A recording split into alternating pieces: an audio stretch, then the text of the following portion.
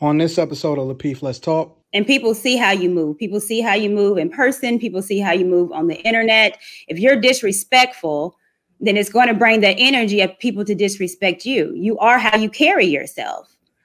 So I think it's super silly to ask for respect, but then you don't give it on the same end. And I see that all the time. And sometimes it's quite amazing. And then they circle themselves around people that are disrespectful. They circle themselves around people that would say, yeah, girl, he better respect you. She better respect you. But then once you disrespect someone else, yeah, you better say that. Yeah, they deserve that. So I was like, no, you can't have it both ways. If you want respect, then you have to uphold yourself as respectful and respect everybody else. First topic of the night. Make it make sense. Respect your circle and pointing the finger. Make it make sense. Respect your circle and pointing the finger. We're going to start off with respect. Respect. We have a lot of people that seem to want respect or claim that they don't get any respect in this world. I'm going to go around the panel and ask you guys, what does respect mean to you? I'm going to start with you, Kay. Respect. Respect to me is just being nice, listening to what I have to say, showing me basic courtesy, you know, and I feel like that should be the default when you meet someone, you know, until they prove they don't deserve it. So treat everyone with respect at first, at least. I don't know if I like that definition. It was a little dry. Chicago Rilla. Chicago Rilla. I'm gonna come back to you. I'm gonna give you another chance. Chicago Rilla. Respect. What does respect mean to you? Yeah, man. I think you know, I think respect is you know, the one I think is earned. But I think, you know, to Kay's point also, when you meet somebody off top, you know, the default should be respect until somebody proves otherwise. But you know, it's addressing people cordially. It's you know, I don't know. For me, I'm really thinking about it now, and you can't define a word with that same root word. But I know in different sort, like for men, it means one thing, and for women, it may not mean that same thing. But I think that, you know, respecting somebody is, you know, not necessarily understanding or agreeing with their opinion, but, you know, just having that common courtesy, man, like not being adverse and opposition to somebody off rip, at least giving them the benefit of the doubt and approaching them with good faith and believing the best intent first, and then moving accordingly from there. Okay, is respect earned? Like Chicago was saying, I feel like it should be given at first, and then you show that you still deserve it over time. I think the default should be to respect people. So no, but I said you have to work to keep it. I guess I could say it like that. Courtney, respect. Define respect, what it means to you. I think respect is earned. I think that I can see you and talk to you. Doesn't necessarily mean I respect you. I don't know you to give you that admiration of respect. I think with respect, it doesn't necessarily mean that you agree or align with that person, but because that person holds himself accountable, are coming in it with good intent and are very consistent, that is someone that I definitely respect. I don't have to necessarily agree with you, but if I know that you're coming in good faith and honest, willing to learn, those are traits that I feel like those of a person that I respect. But no, it has to be definitely earned. I have to know you a little bit more where you're coming from for me to respect your opinion. I need to understand that you're not coming, you know, ill will or trying to be, you know, out of good faith. I have to understand that. So no, I definitely think respect is earned. And it doesn't mean that I agree with you, but I respect your opinion because you're thoughtful of it and put in work to come up with your opinion. Anton, respect. What does that mean to you? I don't know. It don't really mean nothing to me, to be honest with you, bro. Like, I don't really care about what people think. I don't care about people enough to acknowledge them. Like, it is what it is. The situation just is what it is. I just think that whole word respect, in a context that society uses it to a larger extent, is just a way for people to acknowledge others in a way. But in the grand scheme of things, when we really getting down to brass tacks, and I think that as you get older, and I kind of relate it to older people in that older people, as they age, they care less and less about what other people think. They care less and less about the respect that they received and all of that. So I think that younger and more ignorant people are hung up on the idea of needing to be respected, whereas, as you age and as you really become and live in your purpose, it has no bearing on anything whatsoever for me at all, not even a little bit. Hey, hold up real quick. I want to push back on that a little bit. What? Yeah, I do. So I went and got the cheat code, right? So I'm going to go by what the dictionary definition is of respect. And then I would push back on Anton if you agree or disagree, or if that changes your opinion. Probably already know the answer, but it goes. It's a noun, and it's a feeling of deep admiration for someone or something elicited by their abilities, qualities, or achievements. The second definition is due regard for the feelings, wishes, rights, or traditions of others. So what's the question? So in light of that, what's the pushback? So when you say you're like, yo, that doesn't mean anything to me. Like, you just celebrated your born day again. Happy belated. But, with age comes wisdom and life experience and all those things. And so I'm just kind of taken aback that you would say, respect doesn't mean anything to me. It is what it is. Like, you take it kind of lighthearted. Not that you don't give it. Yeah, because it requires participation from other people. And I don't need anything from anybody, whether it be your respect, whether it be your acknowledgement. I mean, if you do, you do. If you don't, it don't. But the show moves forward regardless. You know what I'm saying? So I don't necessarily need any kind of respect from anybody. Like, when you went through that whole definition, the whole idea of it is admiration and all of these other things.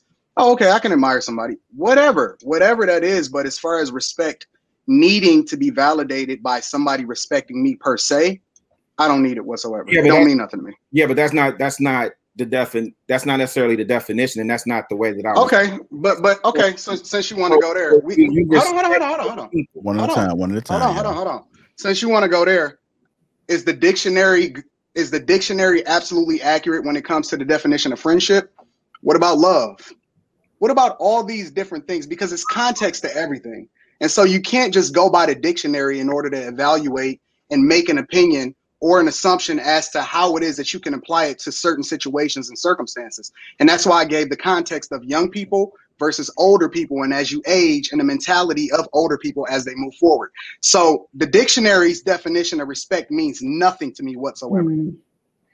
Okay, cool. So the question is, and appreciate that context, but the question is, do you give respect? Because you're talking about needing to be validated by somebody giving respect to you, right? And to your point, or to answer your question regarding the dictionary and definitions, I don't know if we're doing that, but the dictionary, I think, is a good reference point when you're talking about meanings of words that we use every day.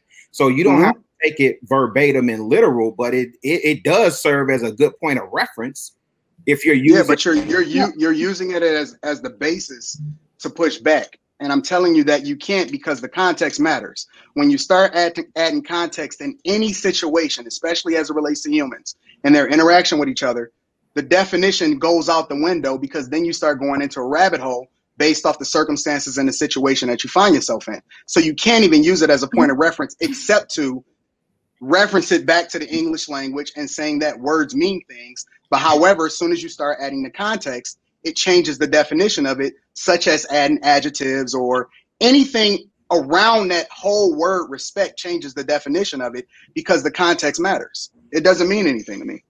And to speak specifically to your point, I just treat people according to how they treat me. It just is what it is. Like, I don't have to show any kind of reverence to you as far as respect. If you a good dude, then I treat you good. If you a bad dude, then I remove myself from the situation.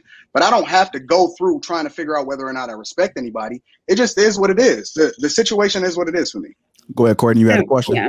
So Anton and Chicago Rilla, how do you think or deal with disrespect?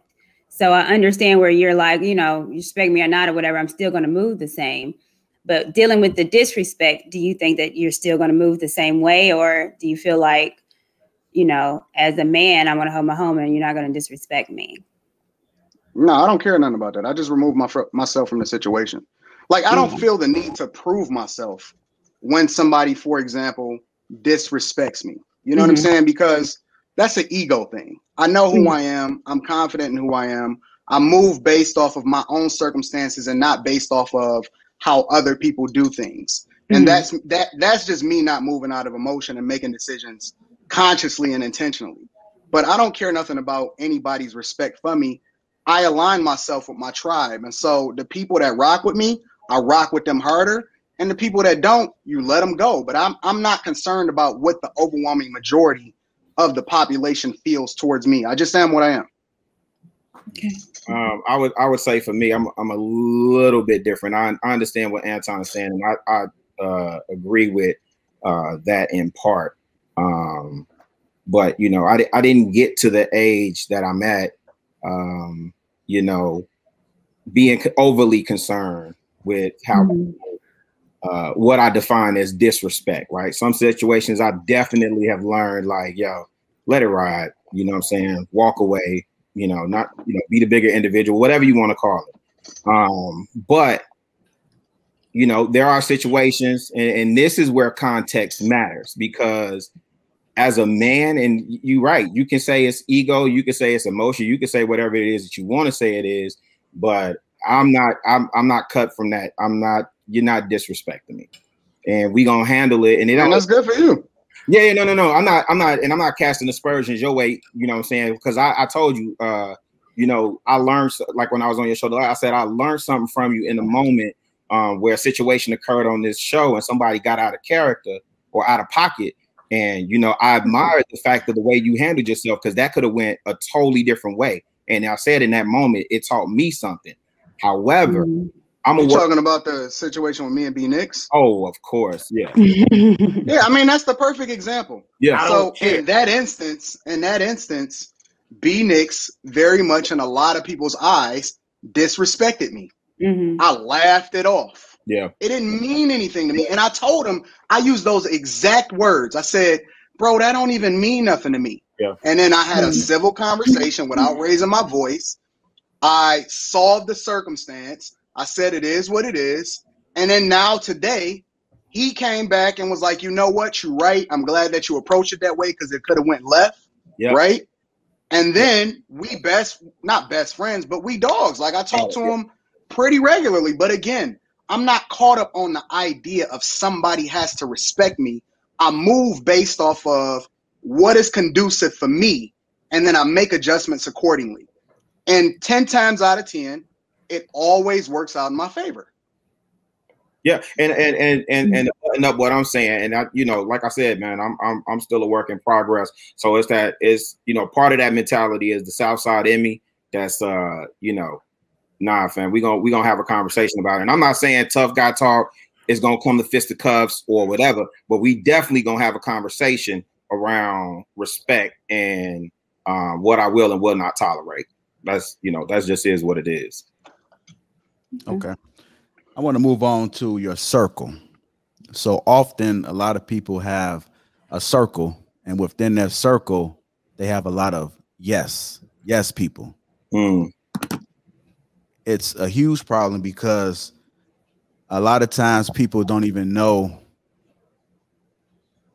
how to take criticism, or how to understand no, or how to understand that they're wrong, because the people within that circle is just only telling them yes, just telling what they want to hear, just agree with them. I want to ask you guys, let's talk about the circle and the importance of what the circle does. I'm gonna start with you, Kay. Let's talk about the circle. I think your circle is really important. I think that it has to be curated, and you want to have people that are not just creating an echo chamber, so that there can be some balance. People that you can trust, people that will tell you the truth, give you constructive criticisms. You know, even if it's hard, you know, you want people to be honest with you. If you messed up or if you did something that was bogus or whatever, you want friends that can step up and tell you that. And you all don't have to have any type of beef about it after that. Like, okay, cool. And you can modify your behavior accordingly or have a conversation with them. So I definitely think it's important to have people in your circle who can hold you accountable and call you out if you're doing something that, you know, maybe you didn't think was so bad, but it could be perceived that way.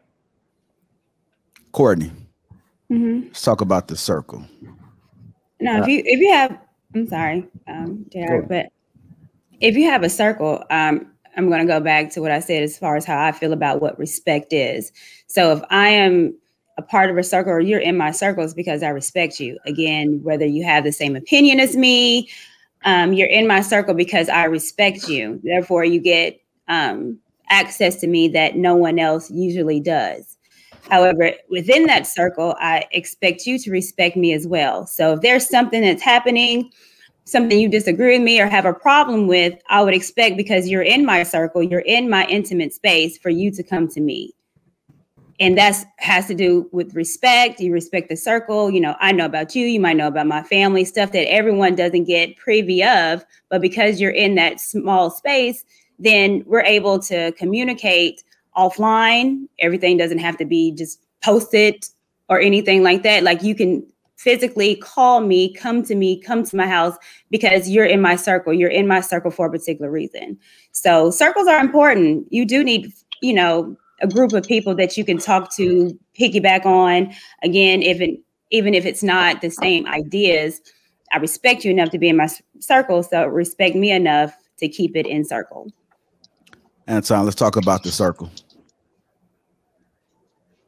It's the biggest thing that's hindering people from being successful, in my opinion. And success is not necessarily just related to financial, although I think that financial is a reflection of where you are in life a lot of times. But I think it's the biggest thing that prevents people from being successful, because most people are looking to be validated. They're not looking to hear the hard truth. And so when you surround yourself with people that validate you instead of actually have your best interests at heart, what you find is that you often are a reflection of them. And if you want to find out, and I say this regularly, what you really look like outside of looking in the mirror, especially internally, all you got to do is look at the people that you surround yourself with the most, the people that always hype you up. And I'm not talking about support. I'm talking about truth. I'm talking about people that's going to be honest with you, people that's actually looking to elevate and push you forward. And so when you find somebody's circle is often people that agree with them on a regular basis. And I'm not talking about disagreeing just to disagree or be combative, right? I'm talking about somebody that they see you going down a specific path and they refuse just because they want to maintain the friendship or the idea behind the friendship, or they want to stay in your inner circle, and they unwilling to tell you the truth as a result of what it might turn into, and they paying attention to the long term instead of paying attention to what really matters. Those aren't your friends. So, you know, I think that that's the biggest thing hindering people. And if you go on any of these social media apps, a lot of times these likes, Clubhouse, everything, all these people that's in these echo chambers that's like, yeah, whatever, I just want to be a friend, or I support you, I rock with you, or I always often refer to these simps, dudes that validate women with bad behavior just to be on their radar. Your circle is going to keep you down and prevent you from being successful, whether that be in relationships, whether that be financially, your career, your household, all these type of things. It's one of the most toxic things that hold people down from being successful. I definitely agree. I definitely agree with that one, because what people don't seem to understand is that you're not going to be able to grow because that circle is encouraging toxic behavior. Like, they're not going to be able to tell you, like, they only tell you when you're right. They never tell you when you're wrong. So if you have a circle like that, you might need to reevaluate your circle. Chicago Rella. Yeah. Circle. Yep. So I'm approaching from a different aspect. And, again, I salute brothers. I salute brothers that move a particular type of way and, stand up for y'all 10 toes down. Now, for me, I look at, similar to what Kay was saying, you curate your circle, right? That means you in charge of it. So you step into it or you step away from it. But we all, well, most people are, social and you connected in cipher type of way. So you got to curate and control that motion of what energies you allow in your space. Now, for me personally, it's important for me to, I align with like energy, but I also need energy in my cipher that opposes, like the enemy to my plan, right? I don't roll with a whole bunch of yes men. The three dudes that I roll with specifically, we challenge each other, we push each other, we keep each other on our square. It's iron sharpens iron, right? And that's the only way you grow, develop, and get better. So for me, I have conversations with Democrats, Republicans, Christians, atheists. I learn from it all. I absorb it all. You can't grow as a man and as a human being, being fully human, without having that. If you in an echo chamber all the time and everything is, oh, you're great, you're dope, man, whoop de whoop, blah blah blah. It's cats in my cipher that called me. I was like, yo, bro, like I hear what you were saying, but you was tripping that last show, bro. Like, or man, I know where you was headed, but man, come on, dog. Like we talk about these things. That's not the move. And so having those type of people in my cipher, it keeps me on my square. Even so much as think about it from a relationship standpoint, right? Some of my bros that want to, step out, do whatever it is that they want to do. One of my guys the other day was like, man, I appreciate you in my cipher because my man's was entertaining, other situations outside of his marriage. Right? Cut it out. Bro, you probably should stop right there. You might be too much, man. Not at all, because nobody knows who I'm talking about. So, but I appreciate I appreciate the effort. And he may be watching, but he and I had a conversation about, and I just pushed back and challenged, like, what would be the purpose of him even entertaining that, right? And and his response was like, yo, man, if I was talking, I'm gonna turn my camera off on this part, bro. Yeah, if I was talking to such and such and so and so, I probably would have got a different perspective that would have pushed me to go explore that option. So now you done gave me something to think about, and that's the point that I'm making about having somebody in your space that could challenge you, push you, and hold you accountable. If your circle is not doing that, then what's the purpose of it? What are you doing? Okay. All right, Courtney, did I get you? Yes, you did. Okay. All right, I want to try to tie this all together so make it make sense, right? So you have somebody that commands respect. They feel like they need respect or they're not getting respect. And the people within their circle are just egging them on, telling them what they need to hear, encouraging toxic behavior, and so forth. Is it safe to say that these particular people are the ones that are pointing the finger? We'll start with you, Kay. Do I think that people are pointing in a toxic circle? Are they typically the ones that are pointing the finger at somebody else? Yeah. So, basically like the people that don't get the respect that they deserve, the people within that circle are encouraging like the bad behavior. They're not telling them when they're wrong. They're not holding them accountable.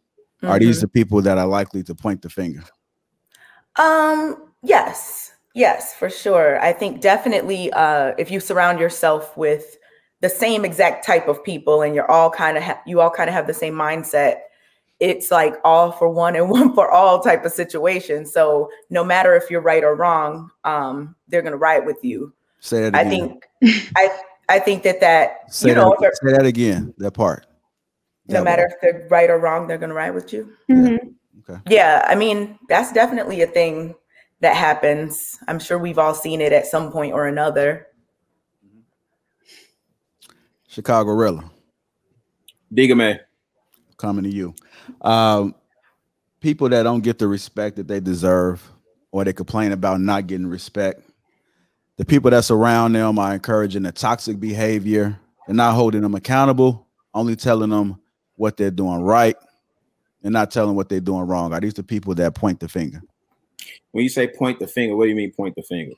Saying that it's everybody else. Oh. Man, I don't know that they're objective enough to Come on. they point the finger or not. Like, I don't think they're objective enough to even know if they're the ones pointing the finger and blaming everybody else. So yeah, I think the person that's claiming they're not getting respect, and then, you know, they're in a cipher full of people that, you know, think like them and not holding them accountable, man, that's, to me, that's a recipe for disaster. You know what I'm saying? Is you're encouraging people to continue down the same path, and insanity is, you know, the literal definition is doing the same thing over and over again and expecting different results. Like, you know, it's a recipe for disaster. Courtney, are these people pointing the finger? Yes, absolutely. I think it's amazing where, and I see this a lot, where people are demanding respect, however, they're not giving it. So you attract who you are. The energy that you give off is going to be the energy that's going to be given back to you. So if someone is wanting or deems respect as important to them, they have to look at on both sides. Well, all right, I want to be respected, so therefore I have to respect you. I have to respect people. I can't be calling people names, disrespecting them, but then I am afforded the luxury of having respect. Like, that's not how it goes. And people see how you move. People see how you move in person. People see how you move on the internet. If you're disrespectful, then it's going to bring the energy of people to disrespect you. You are how you carry yourself. So I think it's super silly to ask for respect, but then you don't give it on the same end. And I see that all the time. And sometimes it's quite amazing. And then they circle themselves around people that are disrespectful. They circle themselves around people that would say, yeah, girl, he better respect you. She better respect you. But then once you disrespect someone else, yeah, you better say that. Yeah, they deserve that. So I was like, no, you can't have it both ways. If you want respect, then you have to uphold yourself as respectful and respect everybody else. And what I see is that everyone, you know, loves to play a victim. And, you know, you are what you are what you give out. If you're disrespectful, you disrespect people, but you don't think that they're not going to disrespect you. So maybe you need to change your circle of people, change your attitude. If you want respect, then hold yourself accountable and be respectful. I hear that. Anton, this little description sounds all too familiar, but I want to come to you. Are these the people that typically point the finger? Yeah, I guess, but I'm just still caught up and stuck on this whole idea of respect, because I know people that are incredibly respectful to other people and they get disrespected anyway. I know it's the whole saying, even when it comes to relationships, it's the whole idea behind nice guys finish last. Like, just because you're a nice person or just because you're respectful, that does not mean that it's going to be reciprocated. And so the thing that we're not taking into account in this conversation is that you have another human or humans on the other side of that equation, and you cannot control their behavior. So just because you put something out specifically does not mean, in my opinion, that you should expect anything back from anybody. The only person that you can hold accountable is yourself. And you got to move according to what it is that you're looking to generate, regardless of what you receive on the other end of that equation. And so you got to be intentional and stop caring about what other people think, and stop worrying about who in your inner circle, and stop surrounding yourself with people that you feel like makes you feel good instead of the people that's actually pushing you to be more successful.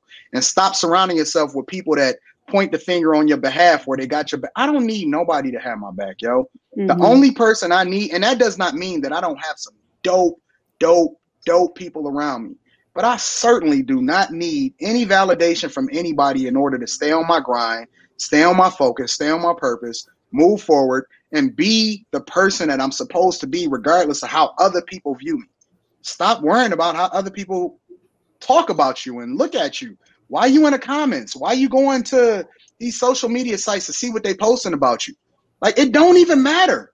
Because when it comes back down to it, they still got to go home, look at themselves in the mirror, get in the bed, and be by themselves with that booger wolf that they sitting right next to that is not adding value to their life. So live and be the person that you're supposed to be, and stop being focused on anybody that respects you. It don't even mean nothing. Real talk. Do you think that's different saying that as a man than a woman having those same type of, can kind of stick with that? Because I think with women, we tend to be a little bit more emotional.